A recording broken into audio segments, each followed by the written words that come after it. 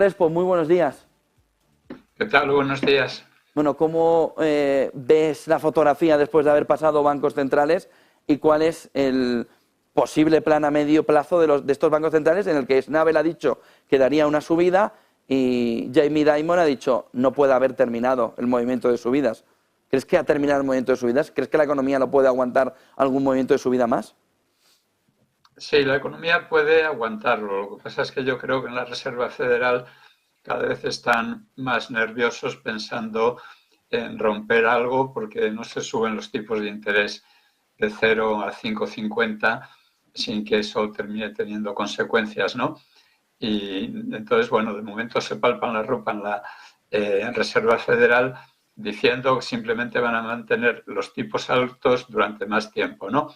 Eso que dicen en inglés higher for longer.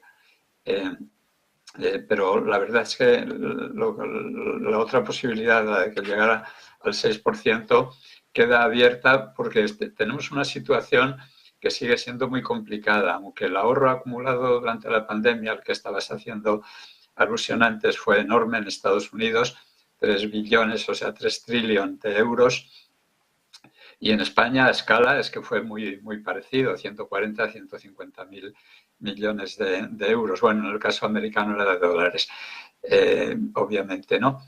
Pero ese ahorro en el caso de Estados Unidos está a punto de desaparecer, ese ahorro extra. Hace ya un mes que pues quedaban solo 200.000 millones de dólares por gastar y en un mes o dos más eso desaparece. Pero tenemos subidas salariales en Estados Unidos que están siendo bastante fuertes. La huelga esta del sector automovilístico pues se está saldando con subidas salariales para 3-4 años del 25% y un gasto público que en Estados Unidos no se modera ni a la de 3 y por lo tanto pues una fuente futura de inflación. Va a favor el que las materias primas están con precios muy contenidos e incluso pues mi perspectiva, como ya sabéis, es que el precio del petróleo sería bajista si no fuera por la circunstancia de lo que está sucediendo en Oriente Medio, de la guerra entre Hamas e Israel. Entonces, la perspectiva, yo creo, de todas formas, para los mercados es más bien alcista, por una razón, bueno, excepto que lo de Oriente Medio se complicara con la participación de otros países en la guerra, ¿no? De manera directa, no de forma indirecta como lo hace Irán, ¿no?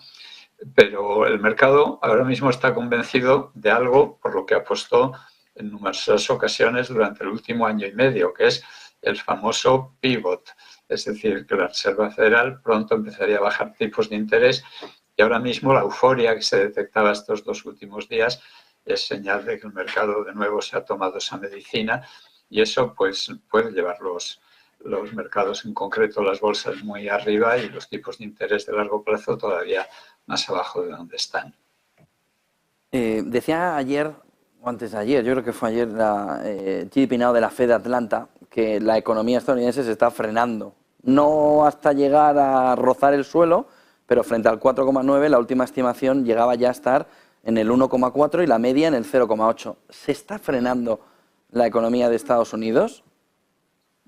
Bueno, creíamos que estaba frenándose desde que empezó la subida tan fuerte de tipos de interés, pero claro, ese dato último de un 4,9% que el Servicio de Estudios de la Reserva Federal de Atlanta lo estaba estimando previamente en 5,4, es un dato fortísimo. Que se desacelere esos niveles de crecimiento tan fuerte es muy normal, pero sigue habiendo un enorme gasto público para añadir más madera a la combustión, a la economía, y sigue habiendo ese resto de ahorro que se está gastando en este momento y sigue habiendo pues una situación de los consumidores americanos que cuando terminan de gastar sus ahorros empiezan a utilizar la tarjeta de crédito y eso sigue ahí muy potente, ¿no? O sea, la economía americana tendría que haber entrado en recesión si no fuera por ese volumen de ahorro embalsado tan importante. O esa parece que es la explicación, porque coincide en ambas cosas. Tampoco tenemos manera de demostrar que haya una causa-efecto ahí, pero parece una causa razonable. Y la economía americana sigue en pleno empleo y el gasto público y las subidas de los salarios yo creo que van a seguir alimentando ese crecimiento económico, aunque antes o después llegará el momento, pero se ha dicho tantas veces que se estaba desacelerando sin que se terminara convirtiendo en realidad, que cualquier pronóstico ahora mismo de desaceleración, pues hay que cogerlo con un grano de sal. En este entorno, ¿crees que la recesión es posible a pesar de que la FED siga desmontando ese discurso? A ver, si miramos, hay un indicador del que yo hablé hace unos días, creo que fue el lunes, porque el dato se publicaba el martes, que es el estado de ánimo de los consumidores norteamericanos. Yo comentaba en la newsletter que el estado de ánimo es mejor que nadie lo que estaba ocurriendo con la economía americana. No está eufórico, no está en niveles de 130, 140, el indicador más seguido, el que publica el Conference Board, pero tampoco se había ido a niveles de 60, 70, 80, que es donde se va cuando hay recesiones. Está en un terreno templado, en un terreno medio, 103. Yo comentaba que llevaba 2 años seguidos de promedio alrededor de, un promedio, y los datos se producían alrededor de 105, ¿no? El último dato, que es el que correspondía a octubre, ha sido una bajada, pero una bajada que lo mantiene dentro de ese intervalo en torno a 105. Yo creo que ese es un buen indicador de que la economía es muy difícil que entre en recesión de manera inmediata, mientras ese indicador se mantenga de esa manera tan clara, porque ese indicador se hunde en periodos pre-recesivos, ¿no? Entonces, no creo que la recesión sea inminente, aunque en algún momento se producirá, obviamente, con tipos de interés tan elevados.